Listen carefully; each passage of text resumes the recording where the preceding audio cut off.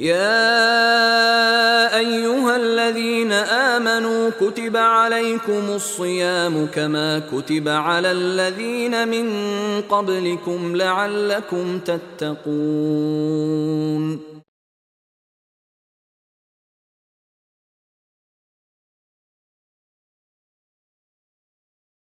അസ്സലാമു അലൈക്കും വറഹ്മത്തുള്ളാഹി വബറകാതുഹു.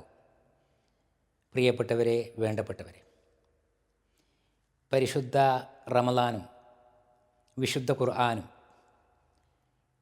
എന്തുമാത്രം ബന്ധപ്പെട്ട് നിൽക്കുന്നു, ഒന്ന് മറ്റേതിനെ ശക്തിപ്പെടുത്തുന്നു എന്നത് നമ്മൾ ധാരാളമായി മനസ്സിലാക്കിയിട്ടുള്ളതാണ്.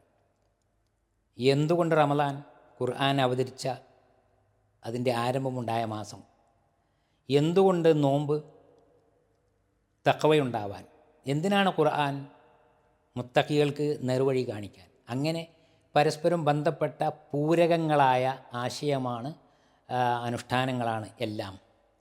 നബി സ്വല്ലല്ലാഹു പറയുണ്ടായി, അസ്സിയാമു വൽ ഖുർആനു യശ്ഫിആനി ലിൽ അബ്ദി യൗമൽ ഖിയാമ. നാളെ പിറ്റേന്ന് മരിച്ചു ചെന്നാൽ പരലോകത്ത് അന്ത്യനാളിൽ ഒരു ഒത്താശയ്ക്കും സഹായത്തിനും ആരുമില്ലാത്തയിടത്ത് റമളാൻ നോമ്പും ഖുർആനും സത്യവിശ്വാസിയുടെ സഹായത്തിനെത്തും, ശുപാർശ ചെയ്യും എന്നാണ് പറഞ്ഞത്. അപ്പോൾ ഖുർആൻ അത്രയ്ക്ക് വലിയ ഒരു സഹായിയാണ്. എങ്ങനെയാണെങ്കിൽ അൽ ഖുർആനു ഇമ്മാലക ഔ അലൈക. ഖുർആൻ ഒന്നുകിൽ നിനക്ക് അനുകൂലമാവണം, അല്ലെങ്കിൽ നിനക്കെതിരിലാവണം. മൂന്നാമത്തെ ഒരു നിലപാട് ഖുർആനിനില്ല. ഖുർആൻ നല്ലത് തന്നെ, ഖുർആൻ അള്ളാഹിൻ്റെ ഗ്രന്ഥം തന്നെ, അത് വിശ്വസിക്കേണ്ടത് തന്നെയാണ്. അതോടെ അവസാനിക്കുന്ന ഒരു ബന്ധമാണെങ്കിൽ അത് എവിടെയും എത്താത്തതാണ്. മറിച്ച് ഖുർആനിനെ ഉപയോഗപ്പെടുത്തണം. ഖുർആൻ പാരായണം ചെയ്യുന്നത് കേൾക്കുക, അത് പഠിക്കുക, അത് പഠിപ്പിക്കുക, എല്ലാം എന്തുമാത്രം പുണ്യമുള്ളതാണ്. നമ്മൾ പലപ്പോഴും കേട്ടിട്ടുള്ള വിഷയമാണ്. ഇവിടെ നബി സല്ലല്ലാഹു അലൈഹി വസല്ലം പറഞ്ഞ ഒരു വചനം, ഇന്നി ലാ അഖൂലു അലിഫ് ലാം മീം ഹർഫുൻ, അലിഫുൻ ഹർഫുൻ ലാമുൻ ഹർഫുൻ മീമുൻ ഹർഫുൻ ലികുല്ലി ഹസനത്തിൻ അശറത്ത് അംസാലിഹ.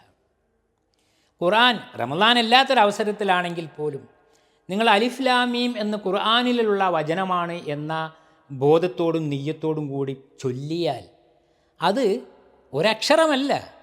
അലിഫ് ഒരക്ഷരമാണ്, ലാമ് വേറെ ഒരക്ഷരമാണ്, മീമ് മറ്റൊരക്ഷരമാണ്. ഓരോ അക്ഷരവും ഒരു പുണ്യകർമ്മമാണ്. ലികുല്ലി ഹസനത്തിൻ അശറത്തി അംസാലിഹ. ഓരോ പുണ്യത്തിനും ഓരോ അക്ഷരത്തിനും 10 ഇരട്ടി പ്രതിഫലമാണ്. അങ്ങനെയാണെങ്കിൽ വിശുദ്ധ ഖുർആൻ പാരായണം ചെയ്യുമ്പോൾ ഓരോ അക്ഷരത്തിനും 10 ഇരട്ടി പ്രതിഫലമാണ്. എന്തുമാത്രമാണ് അതിൻ്റെ മഹത്വം! അത് തന്നെ സാധാരണ ജീവിതത്തിൽ റമളാൻ അല്ലാത്ത ദിവസങ്ങളിൽ, റമളാനിലാണെങ്കിലോ ഏറ്റവും ചുരുങ്ങിയത് 10 ഇരട്ടി മുതൽ 700 ഇരട്ടി വരെ എപ്പോഴും കർമ്മത്തിൻ്റെ മഹത്വത്തിനനുസരിച്ച്, അതിൻ്റെ നിയ്യത്തിനനുസരിച്ച്, അതിൻ്റെ പൂർണ്ണതയ്ക്കനുസരിച്ച് അള്ളാഹു നൽകാം. അത് അവനാണ് തീരുമാനിക്കുന്നത്. എന്നാൽ റമളാനിലാണെങ്കിൽ ഫഇന്നഹു ലീ വ അന അജ്സി ബിഹി, ഈ കണക്കൊന്നുമല്ല, അത് എനിക്ക് മാത്രം അറിയാൻ പറ്റുന്ന, എനിക്ക് വേണ്ടി മാത്രം നിർവഹിക്കപ്പെടുന്ന കർമ്മമാണ് നോമ്പ് എന്നത്. അതിലെ എല്ലാ നന്മകൾക്കും ഞാനാണ് പ്രതിഫലം നൽകുക. അപ്പോൾ എത്രയോ ഇരട്ടി, 700-ലധികം ഇരട്ടി പുണ്യം ഒരക്ഷരത്തിന് ലഭിക്കുന്ന മഹത്തായ അത്ഭുതകരമായ പുണ്യകർമ്മമാണ് പരിശുദ്ധ റമളാനിലുള്ള ഖുർആൻ പാരായണം. ഖുർആനിൻ്റെ വാർഷികമാണ്, ഖുർആനിൻ്റെ അവതരണത്തിൻ്റെ ആരംഭമാണ് റമളാൻ. അതുകൊണ്ട് തന്നെയാണ് 1000 മാസങ്ങളേക്കാൾ ശ്രേഷ്ഠമായ ഒരു രാവ് തന്നെ റമളാനിലുണ്ട് എന്ന് പറയാൻ കാരണം ലൈലത്തുൽ ഖദർ, ഇന്ന അൻസൽനാഹു ഫീ ലൈലത്തുൽ ഖദർ, ഈ ആദരണീയമായ രാവിലാണ് അതിനെ അവതരിപ്പിച്ചിട്ടുള്ളത്. ഇതെല്ലാം റമളാനിലാണ്. അതുകൊണ്ട് തന്നെ റമളാനിൽ നന്മകൾ ചെയ്യാൻ ഇത്രയേറെ പ്രോത്സാഹിപ്പിക്കുന്ന, അത് മറ്റ് യാതൊരു ഭാരവുമില്ലാത്ത, ഒരു ചിലവുമില്ലാത്ത, ഒരു നഷ്ടവും എവിടെയും ഛേദവും വരാത്ത രീതിയിലുള്ള, ഒരു ക്ലേശവുമില്ലാത്ത രീതിയിൽ വിശുദ്ധ ഖുർആനിലെ അക്ഷരങ്ങൾ ഓരോന്ന് പറഞ്ഞു പോകുമ്പോഴും ആയിരക്കണക്കിനുള്ള പുണ്യങ്ങൾ ലഭിച്ചുകൊണ്ടിരിക്കുകയാണ്.